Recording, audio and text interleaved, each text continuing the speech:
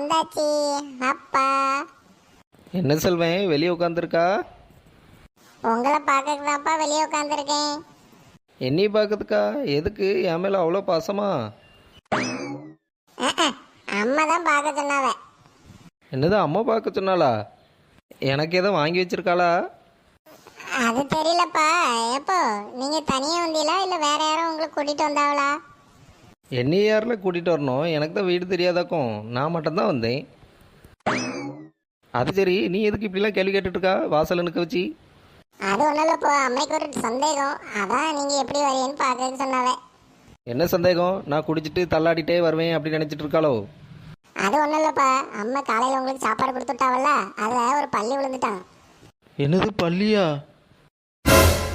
ஆமாப்போ, பார்த்தீங்களா? ஆனால் நீங்கள் ஸ்ட்ராங் பாடி, உங்களுக்கு ஒன்றுமே ஆகலை.